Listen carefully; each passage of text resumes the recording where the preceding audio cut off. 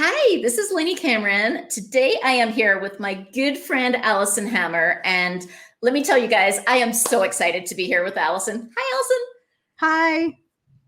And I'm going to basically talk about your books for a second because not everybody who's listening knows that in addition to being my good friend, you are one of the authors I most admire. I mean, you're an author that Kristen Harmel called a great new voice in women's fiction.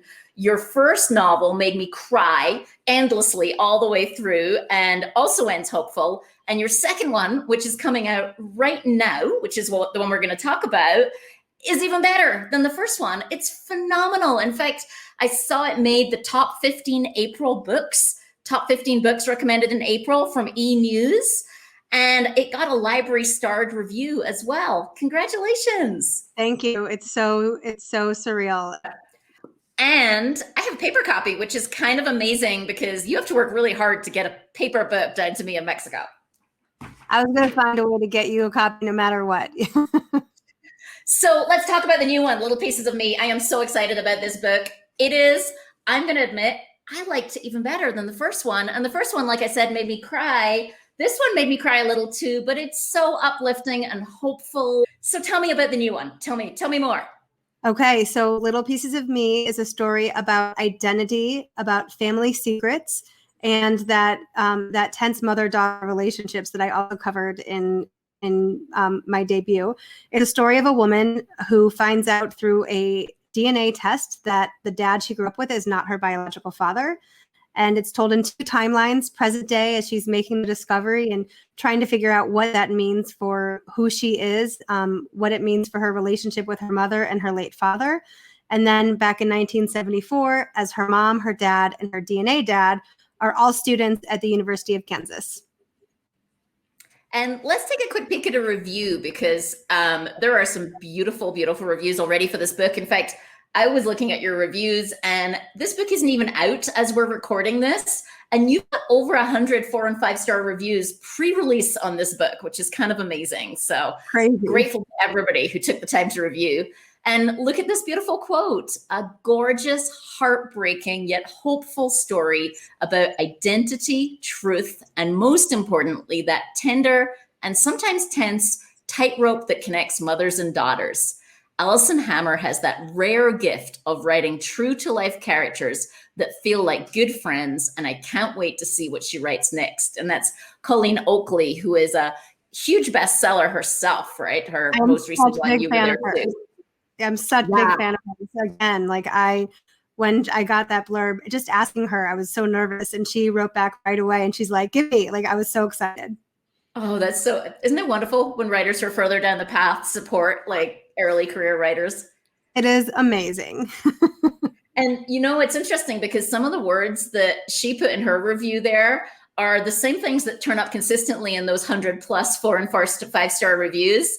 And I love that well-written and beautiful is the number one word. People talking about beautiful writing, beautiful story, beautiful characters. People love the word beautiful when it comes to your reviews. It's your number one most used word in your book reviews. I love that you know that. And I love the way that you look and analyze everything. There's a reason that I go to you for help so many, many times.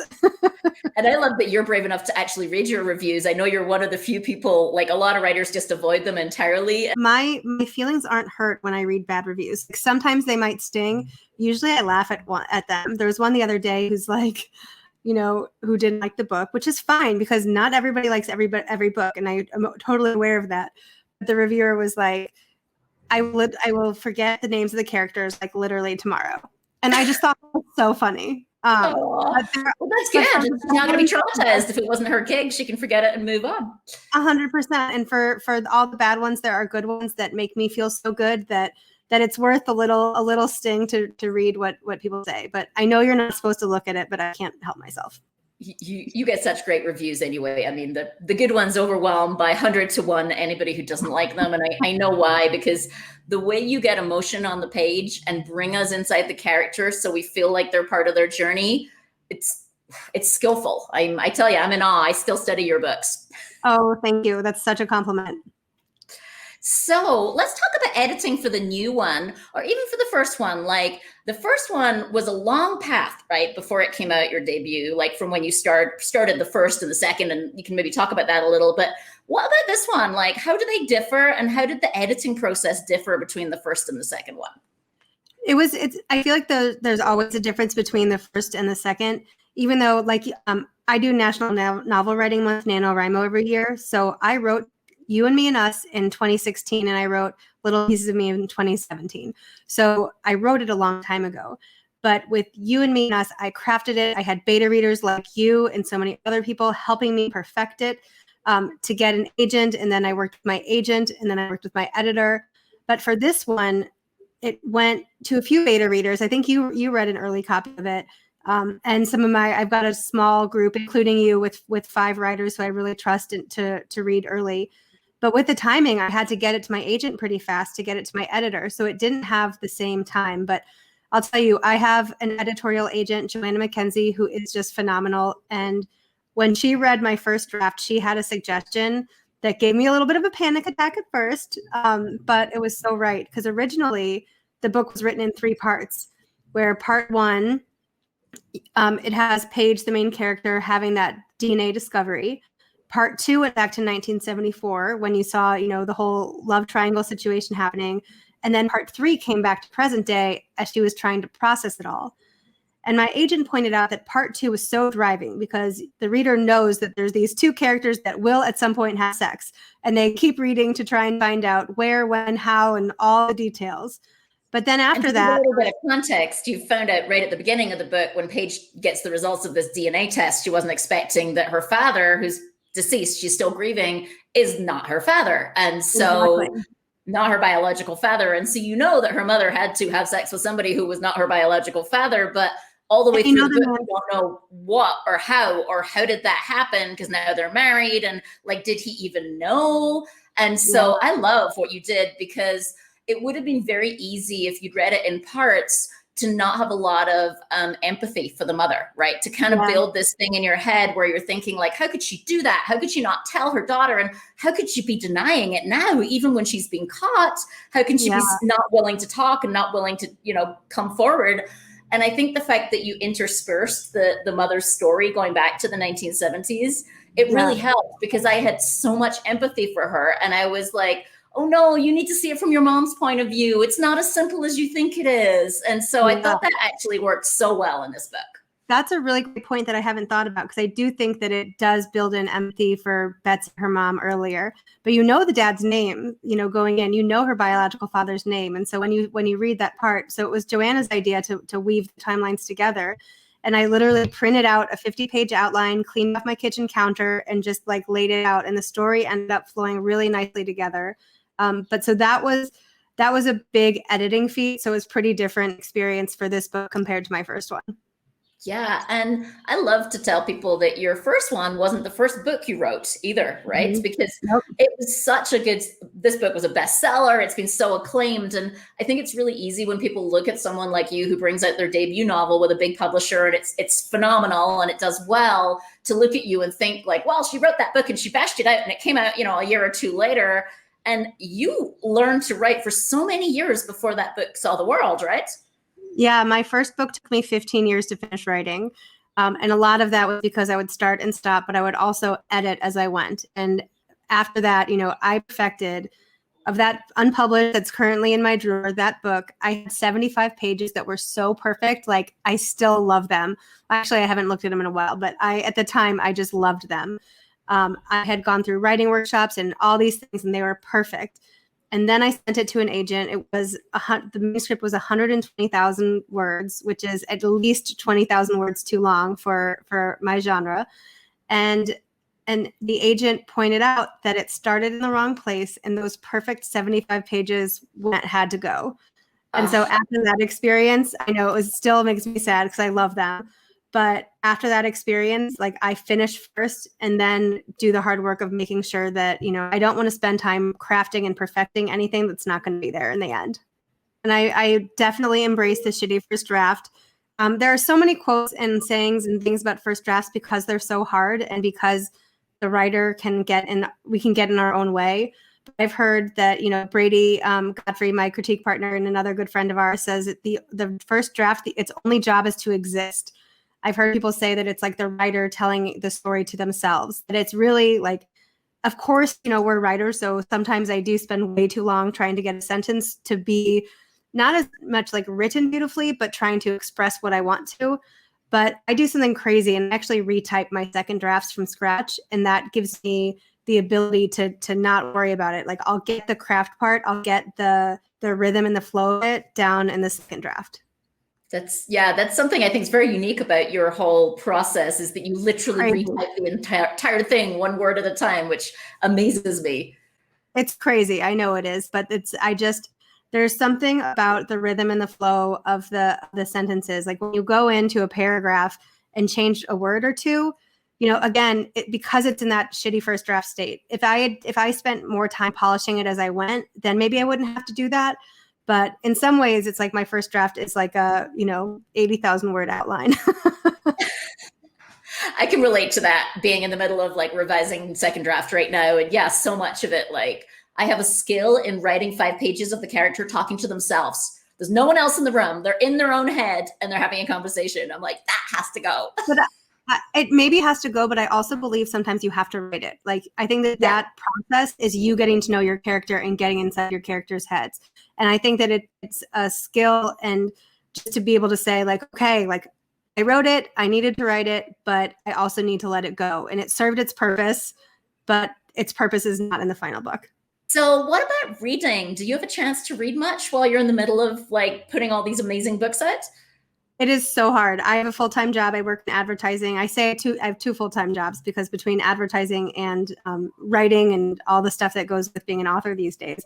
But I do read as much as I can. I'm a huge audiobook worm because, I don't have a ton of time to sit and read, but I listen while I'm getting ready. I listen while I'm cooking. I listen while I'm walking. I listen like as much as I can. So I actually have 3 books, if that's okay, that I'm like reading and excited about. Okay. So the first one is, this is always hard, A Million Reasons Why by Jessica Strausser. And I have a physical copy of this book, but I couldn't read it fast enough because I didn't have time. And so I also got it on audio. And let me tell you, I'm loving it. And it has a similar DNA aspect. So it's about 2 women, half-sisters, who find each other through a similar DNA test. But it is just like, it is so good. It is emotional, and it's family dynamics and lies and relationships. And I've been binge listening to it. Like I'm excited. I actually have it. It's on my Kindle, and I'm interviewing Jessica, who's amazing, a few weeks from now, maybe next month. Yeah. It's amazing. I'm like, oh, I have 5 minutes between meetings. Listen, like, it's so good. Another one is from a mutual friend of ours, Kathleen West. Are We There Yet? I just had Kathleen on a couple of weeks ago. Oh, yay. She is so good. They call her the American Liane Moriarty, which, like, can you get a better compliment? But her writing style, it is so smart and clever, and it reads so quickly, and her chapters are just like short, and like it's so readable and it's so good. And this book talks about parenting in the age of social media, and it is I'm super, super excited about it. So yeah, Are We There Yet? It's great. It's really good. She's amazing. And then the third book that I want to share has been like cleaning up like all these awards. It is amazing. And I can't recommend it enough. It is The Exit Strategy by Lainey Cameron. And I know you all know Lainey because this is her podcast and we are talking to her. But Lainey does so much to promote other writers. I'm like, I want to celebrate her because she's incredible. This book is amazing. If you haven't read it yet, it has female friendship. It has Silicon Valley and sexism and badly behaving men and strong women. If you are in advertising or any industry where it's kind of a boys' club, I promise you'll love this. You are a sweetheart. Thank you for talking about my book. And it's been a fun week for me this week. It actually won 2 awards this week, which is award number 4 and 5 for the book, which kind of blew my mind. So it's so well deserved and amazing. So when I was thinking about like books I wanted to celebrate, I'm like, yeah, ladies. Thank you. And it's now out an audiobook, and I'm really happy with it. The narrator did a great job. Really She good really job. did. Yeah, you picked a really good narrator, which a narrator can make or break a book. But when it's a good narrator, like just it takes the book to a whole new level, and I love it. Oh, yeah, absolutely. So before we wrap up and show people how they can stay in contact with you, anything you haven't covered that I didn't ask? I think it's an interesting situation. You and I were both 2020 debuts, so our books launched during a pandemic, and so now this is my second pandemic book. So Yeah. still haven't had some of those like classic author experiences. I signed my very first autograph in Whole Foods, like wearing a mask with a friend, like socially distantly. But I'm excited, and I think that things like this that have come from the pandemic are great silver linings. And just thank you for having me. It's always so much fun to talk to you. You're so welcome. Yeah, I feel like we all get like pandemic survivor author badges or something for the future, right? Like, I think we should make a pin or something. Like, I do think that we deserve like a medal of honor or something for having, brought a book into this crazy world. So let's take a quick peek at how people can connect with you on all of the social medias. You have the same handle, which is @thishammer. Yep. Your Instagram is so cool. I love how you were talking earlier about when you had to like dissect the book and put it back together. And I remember at the time you shared photos of what that looked like. And so I love how you share the insight of author life and what it's really like. And people can find all your other social medias and everything else at www.alisonhammer.com.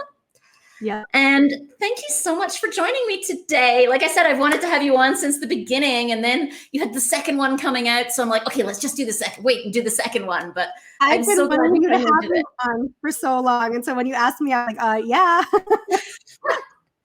Well, thank you for joining me today, and hopefully we get to see each other in real life. I'm still hoping maybe this year Yes. when we all get vaccinated.